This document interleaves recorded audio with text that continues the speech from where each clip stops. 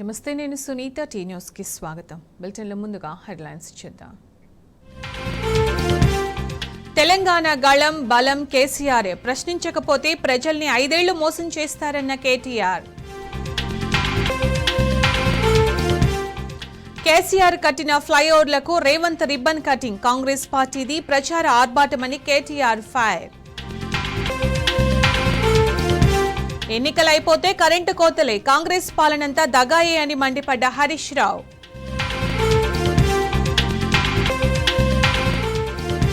కళ్యాణ లక్ష్మి చెక్కుల పంపిణీ కార్యక్రమంలో current cut. MLC Jeevan Reddy phone చేసినా పట్టించుకొని విద్యుత్ అధికారులు. హైకమాండ్ అనుమతితోనే బీఆర్ఎస్ తో చర్చలు. పొత్తులపై మాయావతి ట్వీట్ను తప్పుగా అర్థం చేసుకున్నారన్న ప్రవీణ్ కుమార్.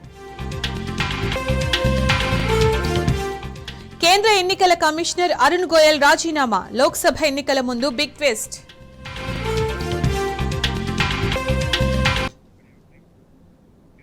బీఎస్పీ పొత్తులకు సంబంధించి కొన్ని మీడియాలో వస్తున్న కథనాలపై స్పందించారు తెలంగాణ బీఎస్పీ అధ్యక్షుడు ఆర్ఎస్ ప్రవీణ్ కుమార్. ఏ జాతీయ పార్టీలతో కానీ ఎన్డీఏ ఇండియా కూటమిలతో పొత్తు పెట్టుకోమని మాయావతి స్పష్టంగా చెప్పారన్నారు. మాయావతి చేసిన ట్వీట్ సారాంశాన్ని అర్థం చేసుకోకుండా చాలా మంది రకరకాల తప్పుడు ఊహాగానాలు చేస్తున్నారని సోషల్ మీడియాలో పోస్ట్ చేశారు. తృతీయ ఫ్రంట్ అంటూ మీడియాలో వస్తున్న అసత్య కథనాలపై ఆర్ఎస్ ప్రవీణ్ కుమార్ స్పష్టతిచ్చారు. ఉత్తరప్రదేశ్లో కూడా బీఎస్పీ ఒంటరిగా పోటీ చేస్తామని చెప్పారు. గతంలో మధ్యప్రదేశ్, పంజాబ్లలో ఏ జాతీయ కూటమిలో లేని ప్రాంతీయ పార్టీలతో జరిగినట్లుగానే తెలంగాణలో కూడా రాబోయే పార్లమెంటు ఎన్నికలకు సంబంధించి బీఆర్ఎస్తో పొత్తు కోసం జరిగిన చర్చలకు బీఎస్పీ హైకమాండ్ అనుమతి ఉందన్నారు. సీట్ల పంపకంపై స్పష్టత వచ్చేదాకా చర్చలు కొనసాగుతూనే ఉంటాయని అన్నారు.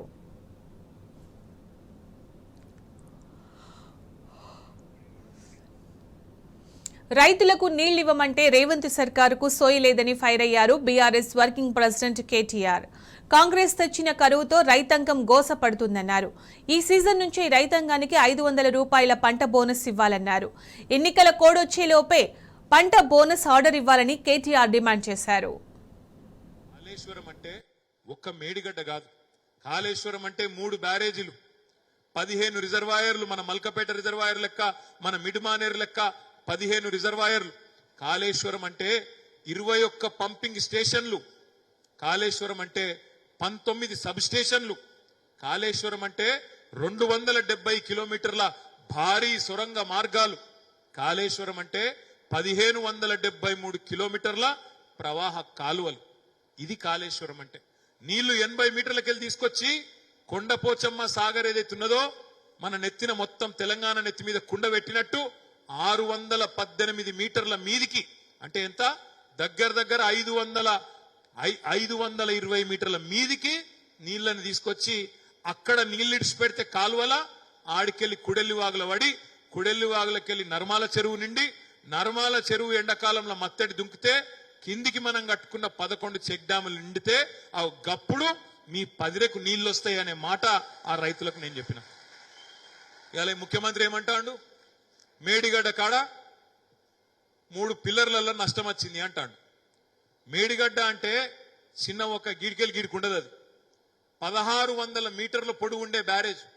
1600 మీటర్లు అంటే 1.6 కిలోమీటర్లు. అంటే ఎల్లారెడ్డిపేట ఈ మూలకెళ్ళి ఆ మూల దాకా, ఎల్లారెడ్డిపేట ఈడికెళ్ళి గొల్లపల్లి దాకా 1.6 కిలోమీటర్, అంత పెద్ద బ్యారేజ్. ఆ బ్యారేజీలో 85 పిల్లర్లు ఉన్నాయి. 1 కాదు 2 కాదు, 85 పిల్లర్లు. 85 పిల్లర్లల్లా 2 పిల్లర్ల కాడ సమస్య వచ్చింది. సమస్య ఉన్నది లేదంటలేను నేను, కానీ ముఖ్యమంత్రి అంటే ఆయన ఏం చేయాలి? ఇలా కేసీఆర్ ముఖ్యమంత్రి అయితే ఏం చేస్తుండే? కేసీఆర్ గిన్న డిసెంబర్ 3 నాడు మళ్ళా 3వ ముఖ్యమంత్రి అయితే ఏం చేస్తుండే అంటే, అదే రోజు దేశంలో ఉండే మొత్తం గుత్తేదారులను పిలుస్తుండే. సమస్య ఏంది చెప్పండి అంటుండే. తెల్లారో మర్నాడో వారం రోజుల లోపల అవసరమైతే భారతదేశంలో ఉండే 5000 టిప్పర్లన్నీ తెప్పించి మేడిగడ్డ కాడ పెడుతుండే. 3000 హిటాచీలు, ప్రొక్లేన్లు తెచ్చి మా రైతులకు 2 నెలల లోపల మళ్ళీ దీన్ని బందోబస్తుగా చేయాలి, నేను నీళ్లు ఇయ్యాలి అని కమిట్మెంట్ తోని 2 నెలల బందోబస్తుగా చేసి ఈ రోజు కరువు లేకుండా చేస్తుండే. అందుకే నేను అంటున్నా, ఇది కాలం తెచ్చిన కరువు కాదు, కాంగ్రెస్ తెచ్చిన కరువు, గుంపు మేస్త్రి తెచ్చిన కరువు అనే మాట నేను మీకు విజ్ఞప్తి చేస్తున్నా. ముఖ్యమంత్రికి మెదడు ఉంటే, బుద్ధి జ్ఞానం ఉంటే బురద జల్లుడు ఆపు, సరిపోయిందిగా. తిట్టిన కాడికి కేసీఆర్ను నీ నోటిదులో తీసుకున్నంత తిట్టినవు. సెక్రటేరియట్కు పోయిండు రేవంత్ రెడ్డి, పోయినాక మాట్లాడుతుండు. నేను ఇకిలిచ్చుకుంటే చెప్తుండు, నేను ఇక్కడ లంక బిందెలు ఉంటాయనుకొని వచ్చిన, లంక బిందెలు లేవు, అన్ని ఖాళీ కుండలే ఉన్నాయి, ఏం చేయాలి అని మాట్లాడుతుండు. ఎవడు తిరుగుతాడే లంక బిందెల కోసం? గడ్డపారలు పట్టుకొని తటపారలు పెట్టుకొని నెత్తి మీద దొంగల చీకట్ల ఆ నెత్తి మీద బట్టలు కప్పుకొని పాడుబడ్డ కోటల కాడ, పాడుబడ్డ గడిలల్లా, పాడుబడ్డ దేవాలయాల ఎవడు తిరుగుతాడు? దొంగలు తిరుగుతారు.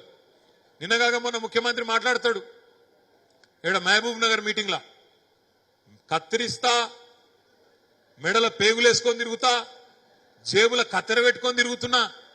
జేబుల కత్తెరలు ఎవడు పెట్టుకొని తిరుగుతాడా? జేబు దొంగలు, లంగాలు, లుచ్చగాలు పెట్టుకుంటారు. జేబుల కత్తెర పెట్టినా అంటాడు, లంకె బిందెలు అంటాడు. మరి ఈయన గతంలో ఏం చేస్తున్నాడు నాకేది అనుమానం ఉంది. ఇదివరకు ముఖ్యమంత్రి కాకముందు ఏం చేస్తుండే ఈయన తెలియదు మనకు. కానీ జేబుల కత్తెరలట, లాగుల తొండలట, ఈయన ఇటువంటి మాటలు మాట్లాడాడు మన ముఖ్యమంత్రి. నీకు రైతుల మీద ప్రేమ లేదు, కేసీఆర్ మీద కోపం ఉన్నది. కేసీఆర్ మీద కోపంతో ఇలా రైతుల మీద పగ తీర్చుకుంటాను. నిజంగా నేను అంటా ఉన్న బాధతో అంటున్నా. ఇది నాకంటే బాగా మీకే తెలుసు. వాళ్ళ రైతులు బాధపడతాను. రైతు బంధు పడలేదు, ఇంకా పడ్డదా? 3 ఎకరాల దాకా పడ్డట్టున్నది, అంతకంటనైతే రాలేదు. ఇస్తాడో లేదో కూడా తెలియదు. కేసీఆర్ గారు ఉన్నప్పుడేమో వారం రోజుల లోపలనే బ్రహ్మాండంగా మంచిగా 7,600 కోట్ల రూపాయలు ఫోన్లు టింగు టింగు టింగు అనుకుంటుంటే జబర్దస్త్గా వస్తుండే. ఆ రోజు రైతు బంధు గోసలేదు, ఎరువులకు గోసలేదు, యూరియా గోసలేదు, కరెంటు సమస్య లేదు, నీళ్ల బాధ లేదు. ఏ బాధ లేకుండా మంచిగా పంట పండించుకోవాలి. పండించుకున్న తర్వాత ఊరూరికి కొనుగోలు కేంద్రాలు పెట్టి ప్రభుత్వమే కొంటది. టైంకు టంచన్ గా అకౌంట్లు వచ్చి పైసలు పడతాయి. ఇది ఆనాటి పరిస్థితి. ఈరోజు ఆ పరిస్థితి ఉందా అంటే లేదు, మీకు కనబడతా ఉంది. డిసెంబర్ 9 పోయింది, జనవరి 9 పోయింది, ఫిబ్రవరి 9 పోయింది. ఇవాళ ఏం తారీఖు? మార్చి 9. 4వ నెల వడ్డం. మరి 4వ నెల వడ్డం కనన్నా రేవంత్ రెడ్డి గారికి యాద్ చేయొద్దా? ఏమాయనాయను నీ మాట తెల్లారే పెడతా అంటే సంతకము ఏమాయే అని గుర్తు చేయొద్దా? చెయ్యాలి. 500 బోనస్ ఇస్తా అన్నాడు, ఒక సీజన్ తప్పించుకున్నాడు. నేను ఇప్పుడు ముఖ్యమంత్రి అయ్యే వరకే పంట కోతలు చాలా అయినాయి, ఇప్పటికిప్పుడు ఇయ్యా అన్నాడు. రైతు బంధు కూడా ఇప్పటికిప్పుడు ఇయ్యా, పాత రైతు బందే ఇస్తా అని ఆనాడు చెప్పిండు.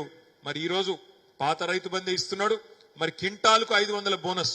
ఇదొక్కటి జాగ్రత్తగా వినండి. ఆనాడు పిసిసి అధ్యక్షుడిగా 500 బోనస్ ఇస్తా కింటాల్కి అన్నాడు. మరి ఇక మళ్ళా ఎలక్షన్ కోడ్ అని తప్పించుకోకుండా ముఖ్యమంత్రి గారు రేవంత్ రెడ్డి గారు మరి 2-3 రోజులు 4-5 రోజులలోనే వచ్చే వారమే వస్తుంది ఎలక్షన్ కోడ్ అంటాను. ఎలక్షన్ కోడ్ వచ్చినాక ఏమంటాడు హుషారుగాడు? అయ్యో కోడ్ వచ్చింది నేనేం చేస్తా అంటాడు. కోతలు చాలా అయినాయి కానీ కోడ్ వచ్చింది నేనేం చేస్తా అంటాడు. అందుకే రేవంత్ రెడ్డి, నీకు నీ ప్రభుత్వానికి కాంగ్రెస్ పార్టీకి రైతుల మీద ప్రేమ ఉంటే, ఇప్పటికే కరువు పరిస్థితులు ఉన్నాయి, ఇప్పటికే పంటలు ఎండిపోతున్నాయి.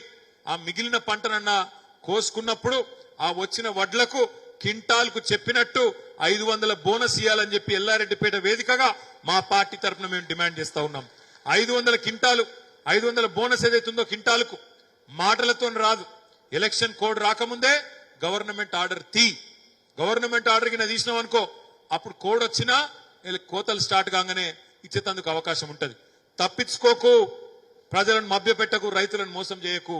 చిత్తశుద్ధి ఉంటే వెంటనే జీవో ఎలక్షన్ కోడ్ 13-14 వస్తుంది అంటారు.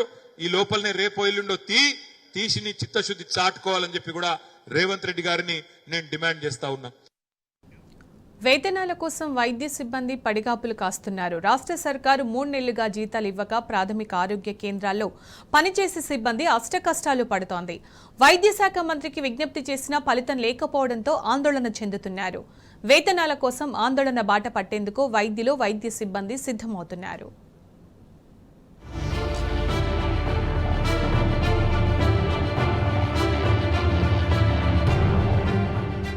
ప్రభుత్వ ఉద్యోగులకు 1వ తేదీనే జీతాలు అందుతున్నాయని కాంగ్రెస్ సర్కార్ గొప్పగా ప్రకటించుకుంది. కానీ ప్రాథమిక ఆరోగ్య కేంద్రాల్లో పనిచేస్తున్న మెడికల్ ఆఫీసర్స్, పల్లె దవాఖానాల్లో పనిచేసే మిడ్ లెవెల్ హెల్త్ ప్రొవైడర్లకు మాత్రం 3 నెలలుగా జీతాలు ఇవ్వడం లేదు. రేవంత్ సర్కార్ పగ్గాలు చేపట్టినప్పటి నుంచి నేటి వరకు జీతాలు అందక సిబ్బంది ఆందోళన చెందుతున్నారు. నేషనల్ హెల్త్ మిషన్ కింద నియమితులైన వైద్యులే కాదు, సెకండ్ ఏఎన్ఎంలు, ఆశా కార్యకర్తలకు కూడా వేతనాలు నెల అందడం లేదు. ఏపీలో ప్రతి నెల జీతాలు సరిగ్గా ఇస్తుంటే తెలంగాణలో మాత్రం కేంద్ర నిధులు రాలేదని ప్రభుత్వం చెప్పడంపై విమర్శలు వెల్లువెత్తుతున్నాయి. ప్రభుత్వం స్పందించకపోతే ఆందోళన బాట పట్టేందుకు మెడికల్ ఆఫీసర్లు, MLPHPలు సిద్ధమవుతున్నారు. ఇదే జరిగితే మండల, పల్లె ప్రజలకు వైద్య సేవలకు ఇబ్బందులు తలెత్తే అవకాశం ఉంది.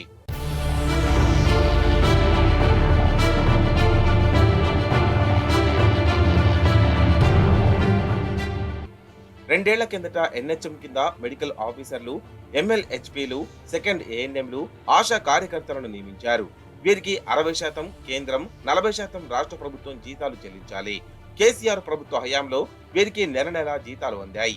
కానీ కొత్త ప్రభుత్వం వచ్చాక వేతనాలు అందడం లేదు. ఈ మార్చి 20 వస్తే మొత్తం 4 నెలల జీతాలు పెండింగ్ లో ఉంటాయి.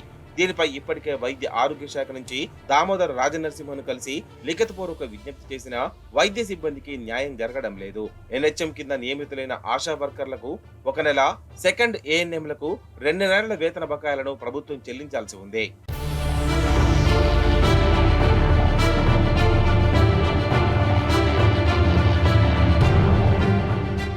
PHCలో మెడికల్ ఆఫీసర్లు, పల్లె దవాఖానాల్లో LMHPలు కీలక పాత్ర పోషిస్తారు.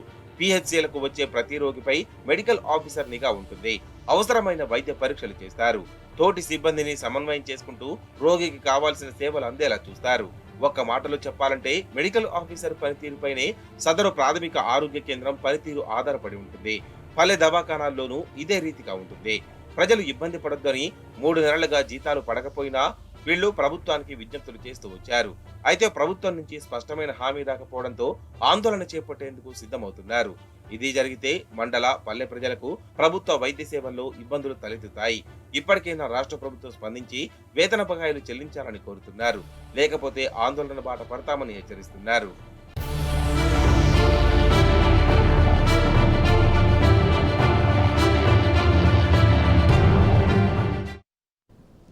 ఇంగ్లాండ్తో స్వదేశంలో జరుగుతున్న టెస్ట్ సిరీస్లో టీమిండియా దుమ్ము రేపింది. ధర్మశాల ఆఖరి టెస్టులో ఆధిపత్యం కొనసాగించిన టీమిండియా కేవలం 3 రోజుల్లోనే ఇంగ్లాండ్ను మట్టి కరిపించింది. 5వ టెస్టులో ఇన్నింగ్స్ విజయం సాధించిన సిరీస్ను 4-1తో కైవసం చేసుకుంది. ప్రపంచ పాయింట్ల పట్టికలో అగ్రస్థానంలో నిలిచింది.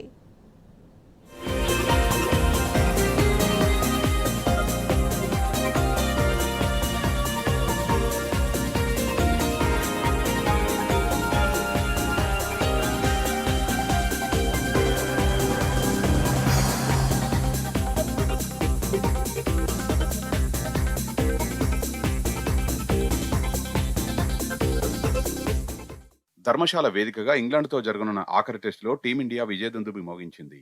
3 రోజుల్లోనే ఇంగ్లాండ్ను ఇన్నింగ్స్ 64 పరుగుల తేడాతో మట్టి కరిపించింది. ఇప్పటికే 3-1తో సిరీస్ దక్కించుకున్న రోహిత్ సేన ఈ గెలుపుతో తన ఆధిక్యాన్ని 4-1కి పెంచుకుంది.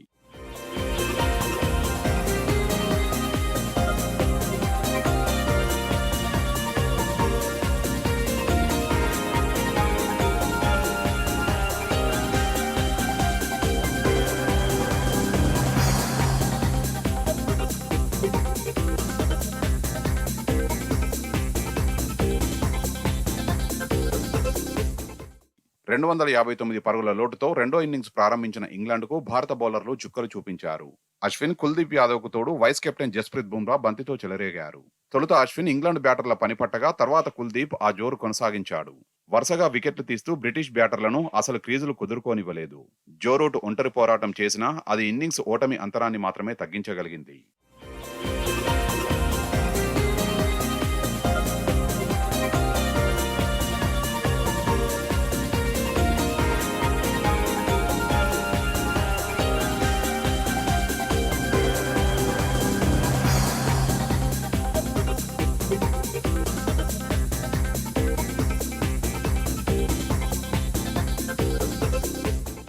వందో టెస్టులో అశ్విన్ అదరగొట్టాడు.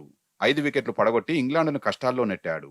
అశ్విన్ విజృంభణతో బ్రిటిష్ జట్టు 113 పరుగులకే 6 వికెట్లు కోల్పోయి పీకల్లోతు కష్టాల్లో పడింది. తర్వాత హార్ట్లీ రూట్ ఇన్నింగ్స్ తేడా నుంచి ఇంగ్లాండ్ జట్టును బయటపడేసేందుకు ప్రయత్నించిన బుమ్రా ఒకే ఓవర్లో 2 వికెట్లు తీసి ఆ అవకాశం కూడా ఇవ్వలేదు. 34.2 ఓవర్ వద్ద బుమ్రా వేసిన బంతికి హార్ట్లీ 20 వికెట్ల ముందు దొరికిపోగా, ఒక బంతి తర్వాత మార్క్వుడ్ ఎదుర్కొన్న రెండో బంతికి LBWగా వెనుదిరిగాడు. కాసేపు బషీర్, రూట్ భారత బౌలర్ల సహనానికి పరీక్ష పెట్టారు. 13 పరుగులు చేసిన బషీర్ను రవీంద్ర జడేజా బౌల్డ్ చేయడంతో ఇంగ్లాండ్ 189 పరుగుల వద్ద 9వ వికెట్ కోల్పోయింది. ఆ తర్వాత కాసేపటికే ఇంగ్లాండ్ ఆలౌట్ అవ్వగా భారత జట్టుకు ఇన్నింగ్స్ విజయం దక్కింది.